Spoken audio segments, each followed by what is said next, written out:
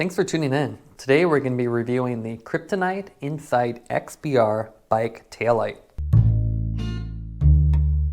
Although Kryptonite is best known for their wide selection of bike locks, they've recently introduced the Insight series of headlights and taillights.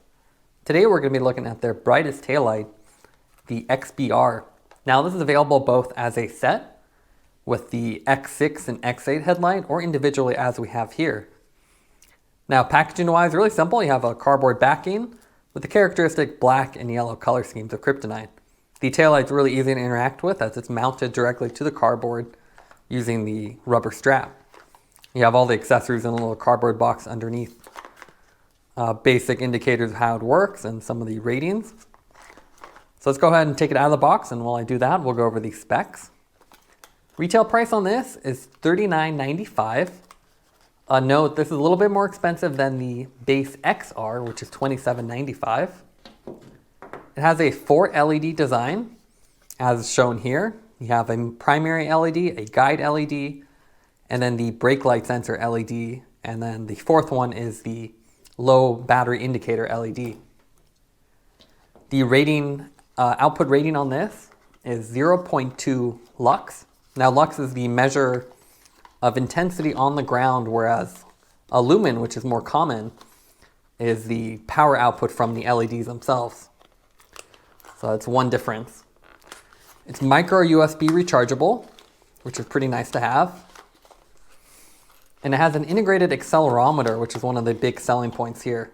And that's the main difference between the XBR and the lower cost XR model. Runtime from this varies from 10 to 36 hours, depending on which mode you pick, and there's 7 total modes.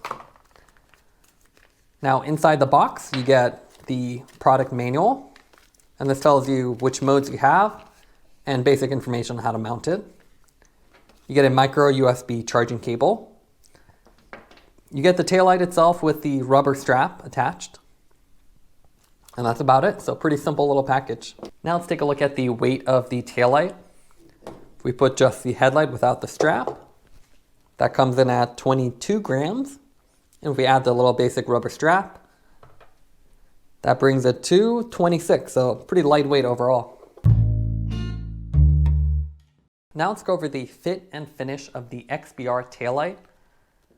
Aesthetically, it's pretty simple. It's a rectangular design that's fairly thin, and then you have this large circular lens that protrudes out near the top. And color scheme wise, it matches the X3 and X6 headlights. So you have a black outer color, you have the gray on the bottom, and you have the yellow accent color. So it matches really well, especially if you have the headlights. They look good together. There's really minimal branding here too. You only have Kryptonite on the side, so it's not too in your face. On the back side, you have the micro USB charging port. Unfortunately, it's not USB Type-C. It's pretty inconsistent as far as what companies offer USB Type-C, but it is becoming more common. You have the mount directly built in on here, and this is actually has a screw for adjustment. And then you have the main lens, and that's the most interesting part here. You can see it's a circular design here, and that really distributes the beam. So if I were to turn this on, you can see even though it looks like a single point, it distributes it nice and horizontally. Same thing with the bottom brake LED. Now this is a 4 LED design. You have the top primary one. You have a guide one, which kind of has a uniform glow here. And then you have the brake sensor, and that's an interesting little protrusion here. So you can see it looks like an ellipse almost. And that really helps draw attention when you're braking. As I mentioned, yeah, basic USB port here. You do have to remove it from the bike to charge it, but with the simple mount, that's pretty easy to do. The interface is a simple one-button interface, so it's on the top. You hold it down to turn it on. There's 7 different modes, so it can be a little confusing. And you do a single click to cycle through them. It has mode memory, so when you turn it off and then turn it back on, it will go back to the same mode, which is a nice feature. It also has an illuminated low battery indicator, which is not as good as a multi-level indicator. It'll only tell you once you're less than 20 or 25%, but it's better than nothing, of course. Now the mount-wise, super simple. You can see it's just hooks directly built in on here. And what's interesting is you can see there's a screw here. So you can actually rotate this 90 degrees and then mount it sideways, or even rotate the mount and then put this on a saddlebag. So it's pretty simple rubber strap. It's fairly thick, so it doesn't look like it would tear with regular use. And unfortunately, it is only for round seat posts. So you can see this is rounded. So if you have an arrow seat post, this won't work. To attach it, you simply run the little rubber strap through it, put it through your frame, your seat post, and then that's it. So pretty secure and simple, easy to take on and take off. So if you're a commuter, you can throw this in your pocket when you reach your destination if you park your bike outside. Now let's go over the 7 different output modes of the taillight. Some of the modes are actually accelerometer based, so if you move the bike or decelerate quickly, you can see that bottom LED trigger. And this is great for attracting attention. There's also various flash modes. You have the typical on-off as well as the low-high steady modes. Now with the flash modes, these are really nice. I like the daytime pulse as well as the nighttime pulse here, as it's more gradual shift. So especially if you're riding in a pack at night, it's less obnoxious. The run times are also really generous with up to 36 hours in the eco mode. Now one thing to note is, as you can see here in the daytime, this is not as bright as other taillights on the market.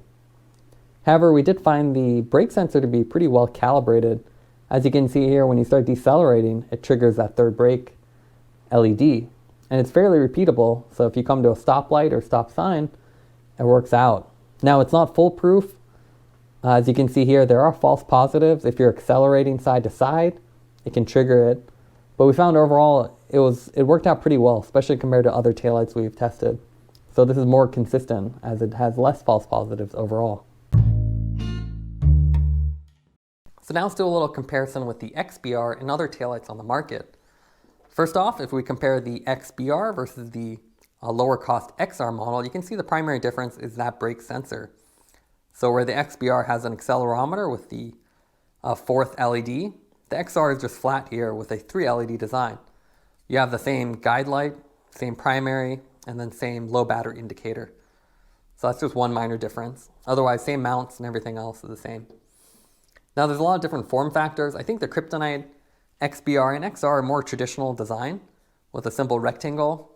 There's other ones on the market that are a little bit more unique.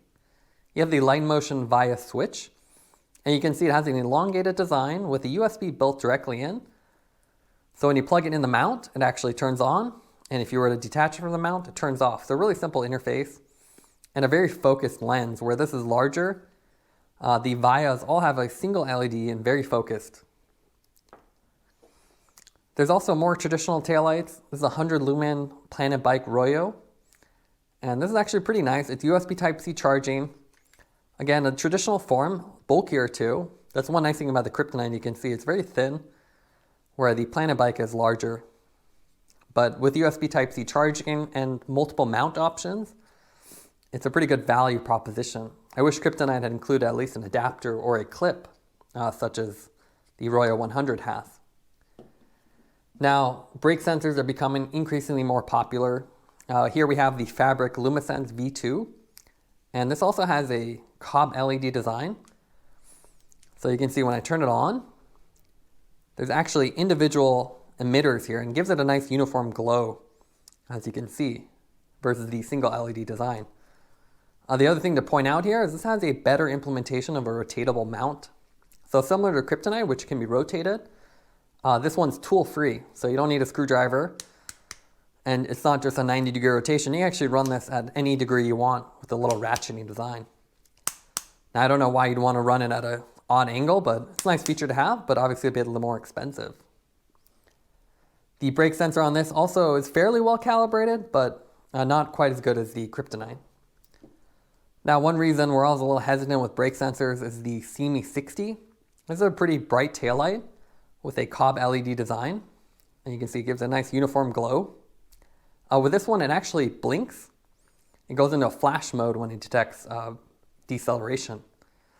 Now, one reason we didn't like the CME 60 too much is the calibration is a little bit off. So with this, it's very inconsistent. You can have either 2 hours, 3 hours of runtime, or half that, since it goes so bright when it accelerates when it detects deceleration, even over potholes. The more recent Magic Shines are a bit better. So this is the CME 180. You can see it's a more modern design. I think that's another criticism of the Kryptonite. These are a more traditional design, while something like the Magic Shine looks a little bit more modern on the bike with the uniform shape. It also has a nice glow to it. Again, with the Cobb design. The Cobb LED design has a uniform glow. Otherwise, pretty simple. This also has an ambient light sensor, which I wish the Kryptonite lights had, as it lets you switch between day and night mode seamlessly without pressing the buttons. Also, while the Kryptonite can only work with round seat posts, Magic Shine has a little creative solution. They've simply taken the mount and then put a little V in there, and this makes it work both on aero and round seat posts, something Kryptonite could easily implement by just hollowing out the center. Also, it's nice to have configurability. The Kryptonite doesn't let you turn the brake sensor on and off, where something like the Lupine Road Leak, which is $110 for the extended battery version, lets you do low sensitivity, medium sensitivity, high, as well as simply turn it off. So something nice to have, but definitely overkill with the Lupine. Now let's go over the pros and cons for the XBR taillight. We like the compact form factor. It's really thin and narrow, so it fits well behind a seat post. We also found the brake sensor to be well calibrated. It's not perfect, but it doesn't have as many false positives as we've seen with other taillights on the market. It also has great side visibility with the little side slots built into the lens. And that helps you, especially if you're in traffic, for cars to see you at intersections from more oblique angles. Some of the things we didn't like about the taillight was the fact that there are too many modes. With 7 modes, it's really easy to get lost if you haven't read the user manual. We'd prefer something more simple, maybe a daytime, nighttime mode. It's also not compatible with aero seat posts, and they don't include a clip with the taillight. You just get the round seat post mount with no current accessories currently available. There's also only a single level battery indicator. It just tells you when you're low. You can't check the status with any more detail. Taking everything into account, we'd give the XBR an 8.4 out of 10. It's well designed and with a well calibrated brake sensor. It's not the brightest taillight on the market, but it's well priced for the features you get. Thanks for watching this review. Don't forget to like and subscribe. You can see more content from us on our website at thesweetcyclist.com, as well as follow us on Instagram at thesweetcyclist. This is The Sweet Cyclist reminding you to enjoy the ride.